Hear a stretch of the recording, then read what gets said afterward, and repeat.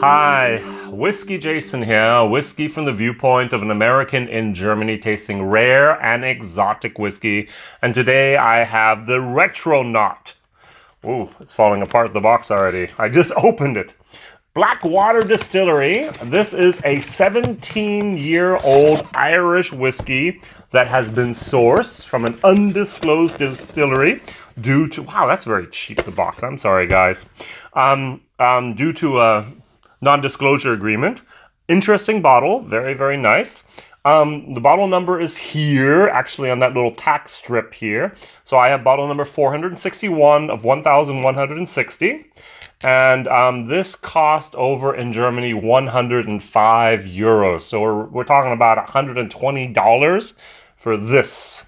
Now, Blackwater Distillery was founded by Peter Morin, and also Kilrian Curtin. And they both were on TV, by the way. And they decided to buy a old building in Ballydorf.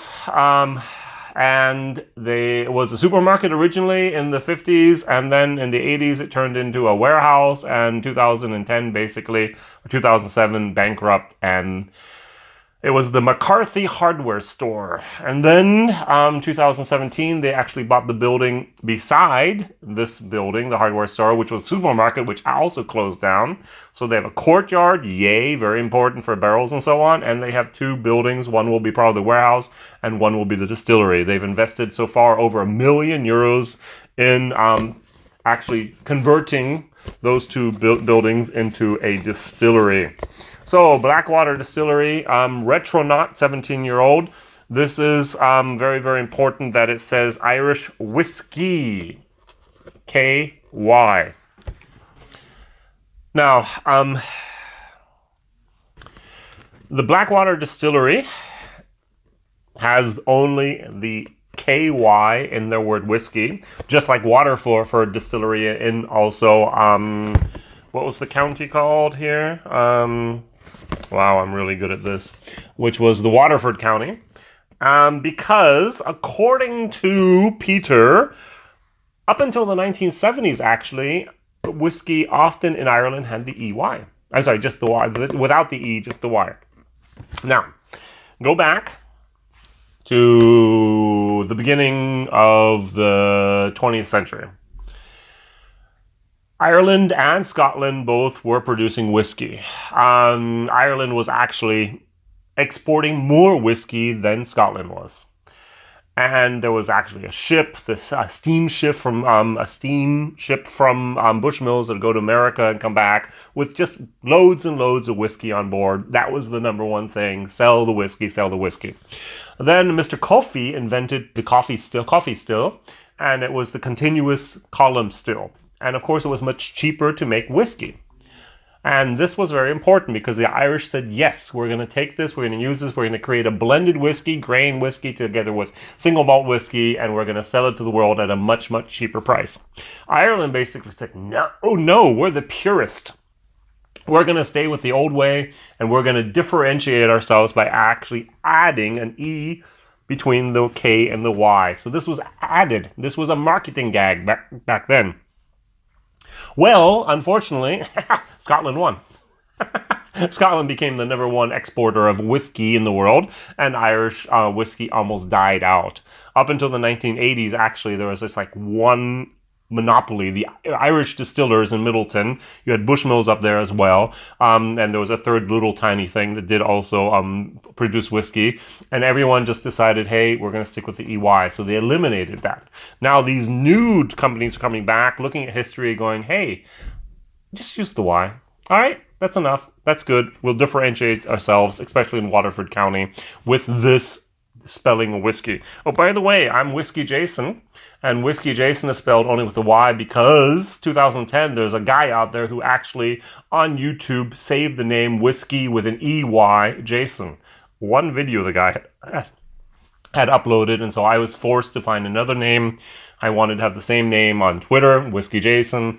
Instagram WhiskyJason, Facebook WhiskyJason, and YouTube WhiskyJason, Snapchat WhiskyJason, and a few other things that I don't use. And so this is hashtag WhiskyJason, and that's what I have. All right, going back to the Retronaut, a 105 euro whiskey with a very nice nose. I really enjoy the nose. It's very fruity. It's a little bit of lemon, a little bit of lime, a little bit of ginger. It's a little bit of papaya. Ooh, that's nice. Very tropical. Oh yeah, very tropical. A little bit of kiwi, a little bit of mango maybe. A little bit of Hawaiian fruit, tropical fruit, Hawaiian fruit punch.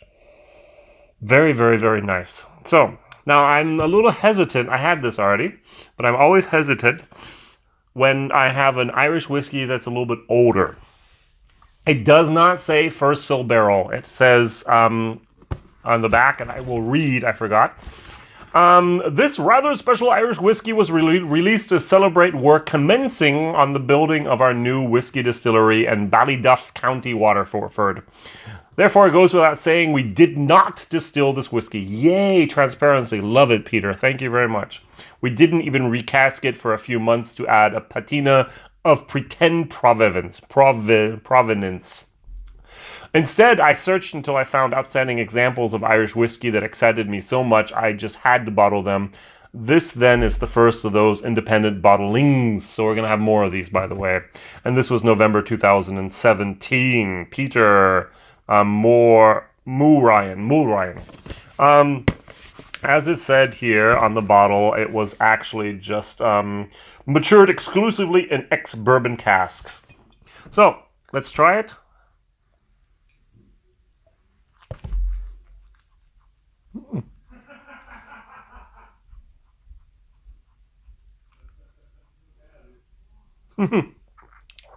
It's nice. It's good. It's a B. It's really, really nice. It's a B. Even towards the end, the wood is there. Irish whiskey is not always great when it gets old. Bushmills 21. Great because they use 3 different casks. Redbreast 21. It's great because they use sherry and bourbon casks. Yeah, just bourbon used 2-3 times beforehand and then leave it in there for 17 years. You're not always going to get the best results. And so, it's very nice. A little bit of the wood at the end, and so on. I did this in my German video. I'm going to do this as well in my English video. I'm going to do something that can make many, many people very mad. The Tyrconnell Single Malt Irish Whiskey, no age statement, NAS, 20 euros over here. All right, I can get it on sale for Amazon sometimes for 14. All right, so it's like $16 to $22. 43%. Very interesting. Over here in Germany, I have the 43% and I have the old 40% version. So they kicked up the percentage a little bit, the ABV. But this is 43%, this is 46%. I'm just going to compare them, the nose. Similar, but a little bit more, a little bit younger, a little bit more alcohol.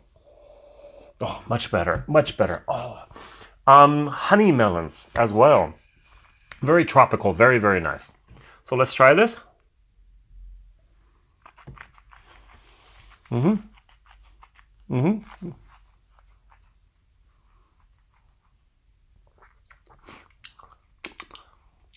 So that finish, there's that wood there. It's fighting a little bit with the malt, with the tropical, with the grain, with the alcohol, and it just kind of fizzles out. It's a long, long, nice finish. Very difficult to find a better Irish whiskey for this price. Very difficult to find a better Irish whiskey, a single malt Irish whiskey for this price. Absolute amazing. Distilled at the Cooley Distillery, double distilled, very, very, very nice stuff. It says mit Farbstoff, so it actually has then E150 added, but it's still good. Over here, no coloring added, 17 years in the barrel.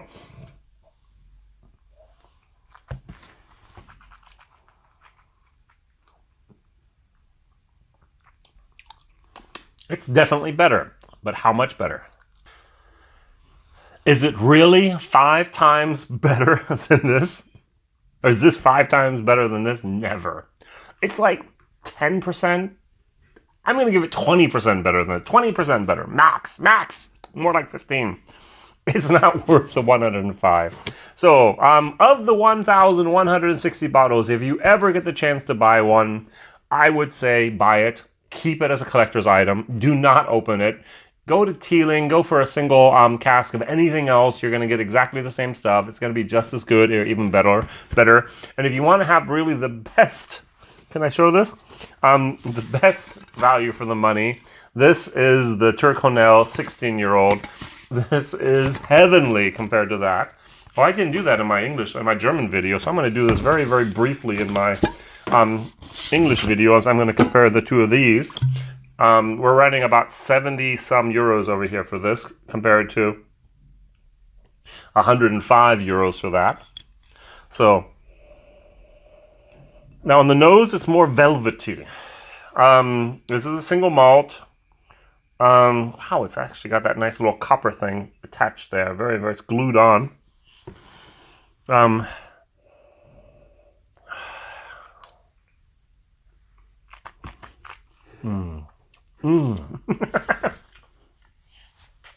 the way an Irish 16-year-old malt, 17-year-old malt, even towards the end with a little bit of the finish and the wood and all that. Perfect, perfect, perfect.